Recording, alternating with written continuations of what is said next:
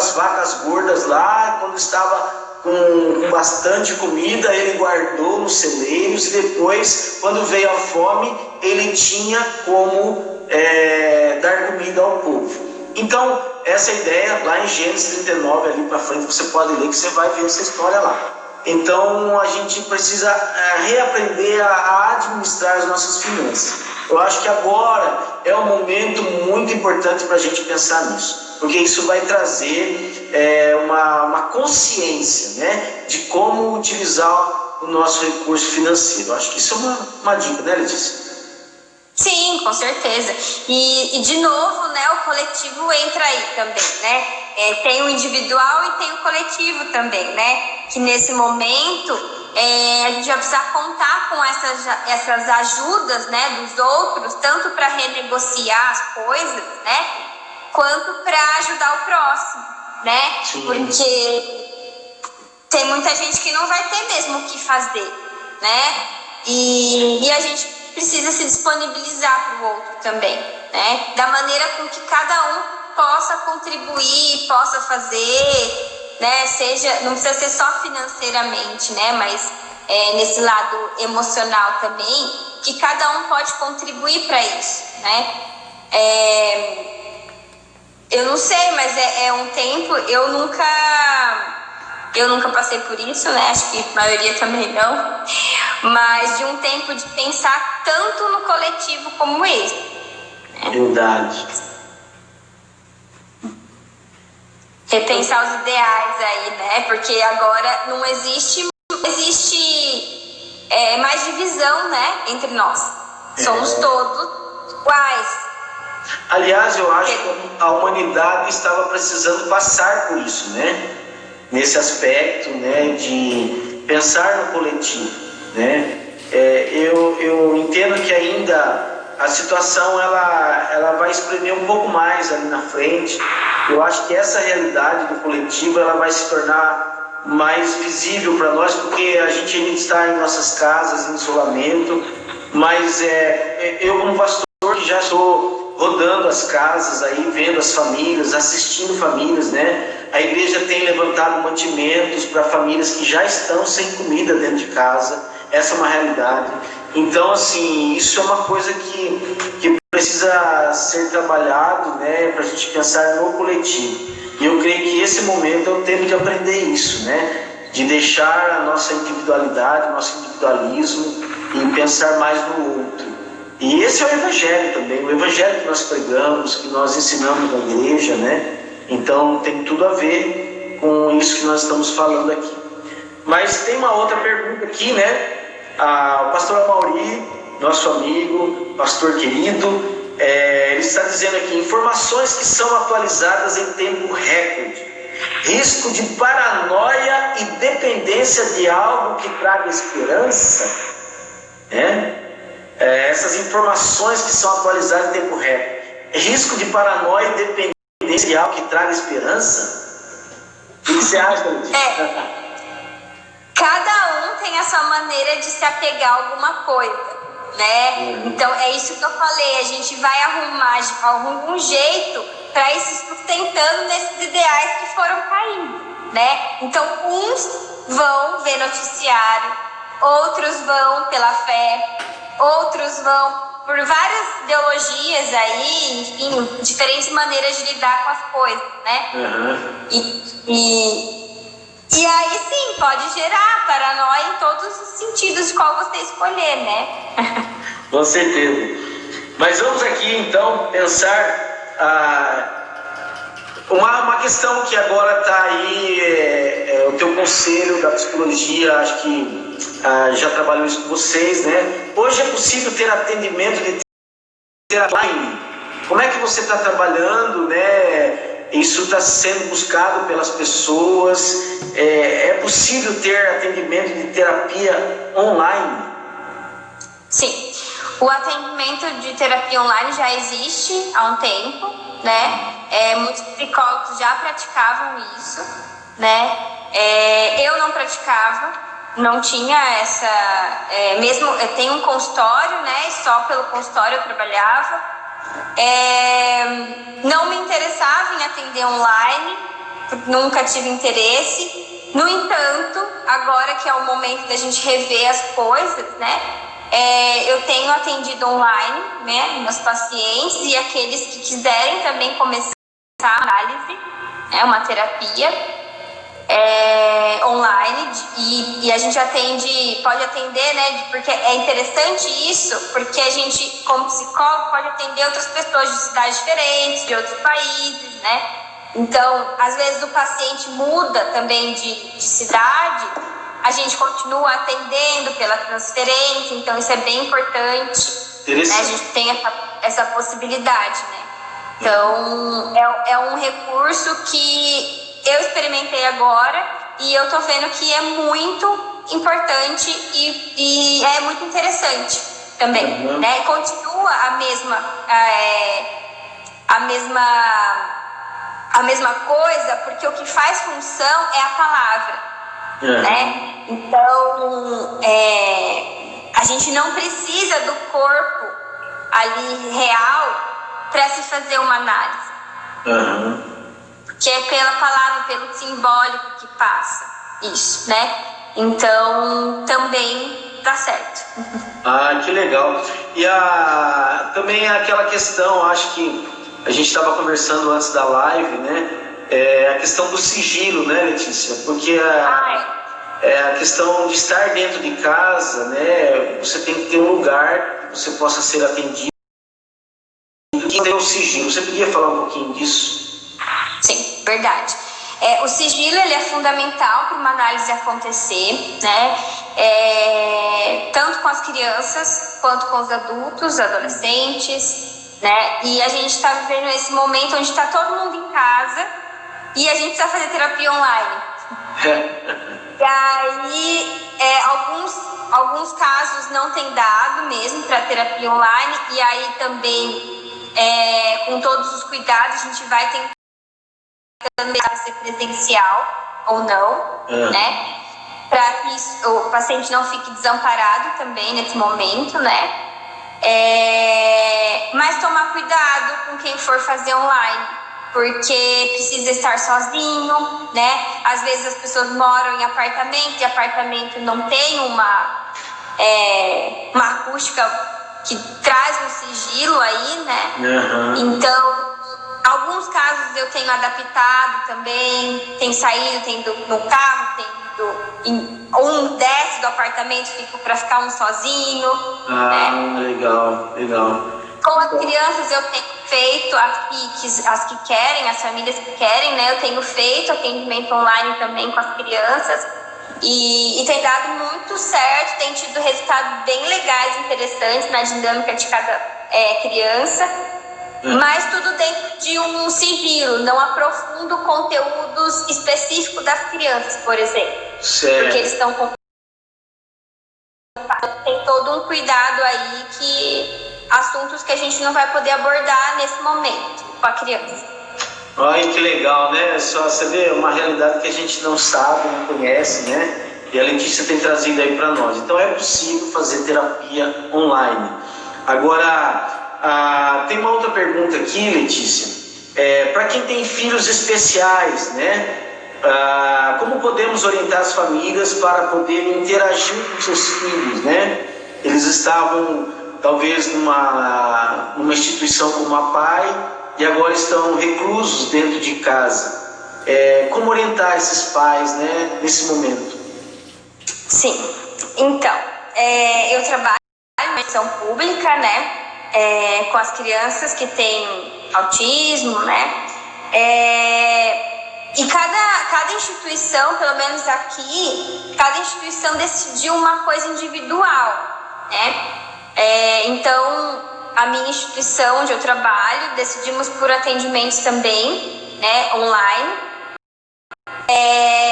Só alguns casos que eles vão ter que ser presenciais se precisar, né, devido a algumas gravidades. A gente também está orientando as famílias e cuidando muito disso, né?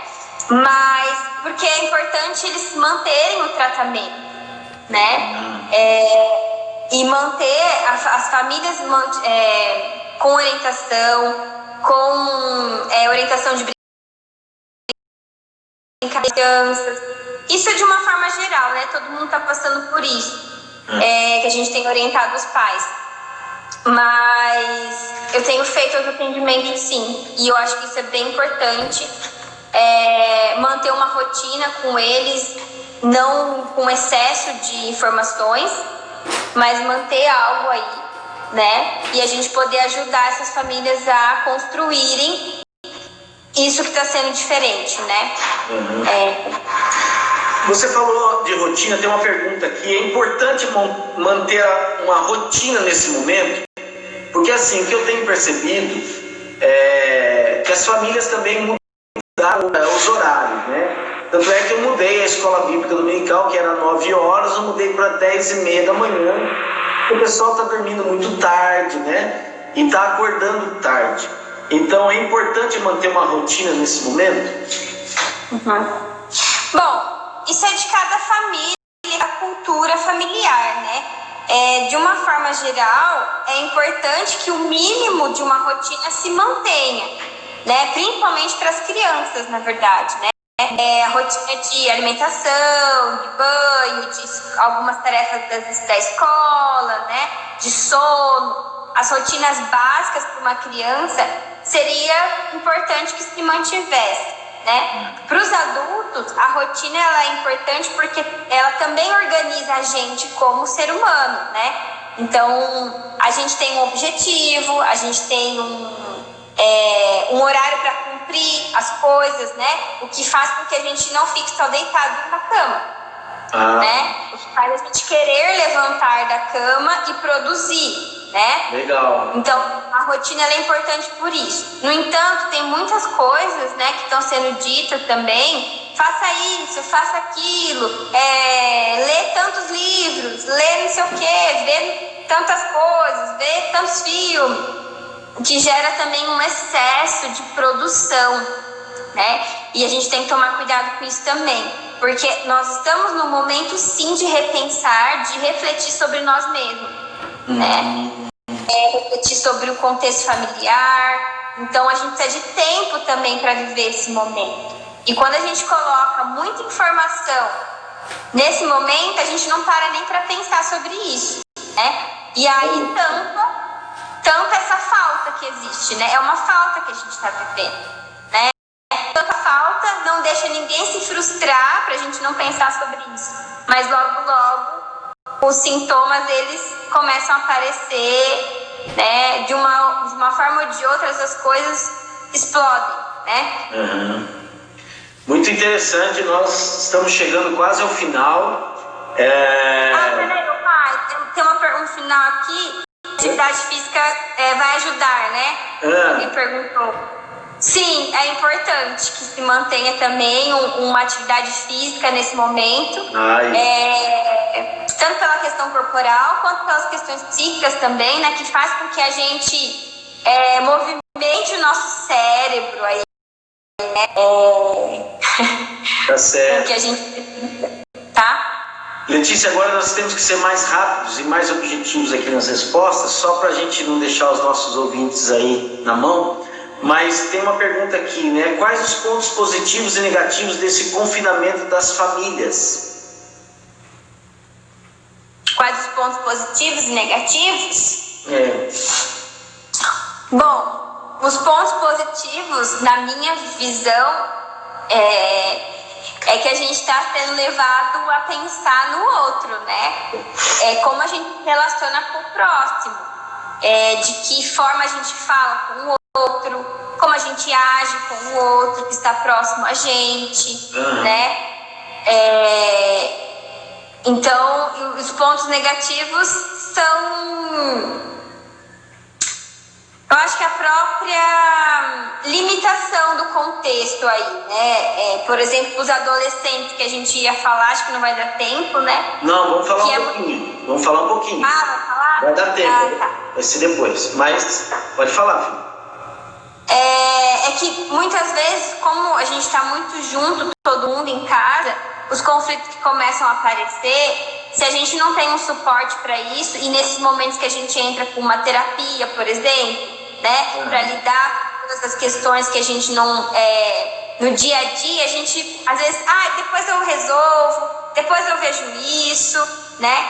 Agora não, agora a gente tem que ver isso, né? E como vai fazer daí, né? Então, nesse momento que entra a terapia para poder ajudar o sujeito a repensar a relação dele com a família, né? Com as pessoas, como ele vai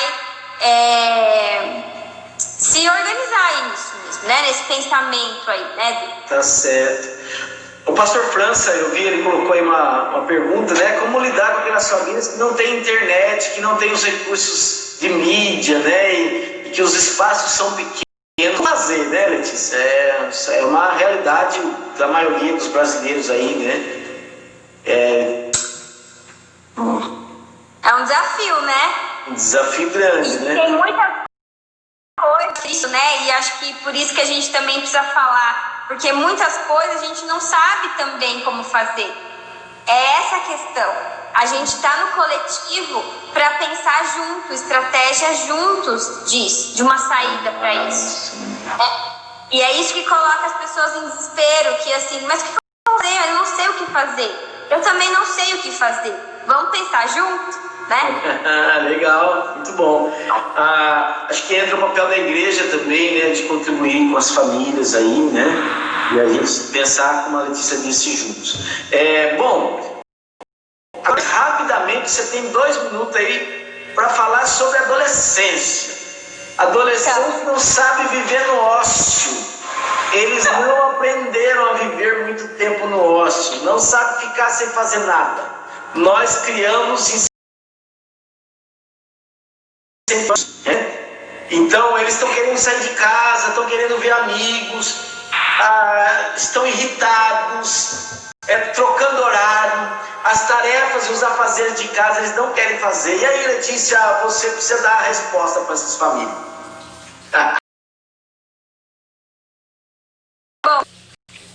Mas a adolescência ela é um tempo onde a gente quer ter o social, né? Onde os adolescentes estão saindo aí dos conflitos familiares e querem social, eles querem se haver com a família, né? Aí, com as dificuldades familiares, né? Então, é um tempo que eles vão ter que se reorganizar, os adolescentes. Eles vão ter que também lidar de uma outra maneira com isso. A tecnologia vai ajudar muito eles a estar com os amigos. Legal. Letícia, nós vamos ter que marcar outra live semana que vem, nesse mesmo horário, pode ser? Semana que vem? Olha, fechou então, porque tem muita pergunta aqui, eu não fiz nem metade. Aí tem a do nosso primo lá, o Paulinho. E os idosos que fazem terapia, mas não sabem lidar com a tecnologia, não podem sair, né? Então, sim, então. Aí se você conhece um psicólogo que está próximo desse idoso, né, de todos os cuidados necessários aí, talvez para se manter uma terapia presencial. Legal. Então nós vamos encerrando essa live por aqui, porque daqui a pouco o Instagram vai bloquear a gente, né? Eu queria agradecer a Letícia. Agora eu vou falar, ela é minha filha, viu, gente? Então, vamos falar mesmo, né? Para não atrapalhar a live aqui. Mas é minha filha, eu tenho um orgulho imenso dela, né? E eu, uma filha psicóloga, imagine se eu essa live, né? Então, obrigado, Letícia, viu, por sua cooperação aqui. E tem muita coisa pra gente. A gente volta aqui na live, né? O pessoal está pedindo para fazer no Facebook. Eu não sei se é possível isso, né? Como a gente está fazendo aqui no Instagram, mas a gente vai ver uma forma aí. Então, semana que vem, às 21 horas, a gente volta aqui para tratar de outros assuntos das demandas emocionais. Ok, Letícia? Obrigado, pai. Um beijo para você e obrigado para todo mundo que esteve presente com a gente aí. Isso. Até semana que vem, então. Legal. Obrigado aos ouvintes, aos nossos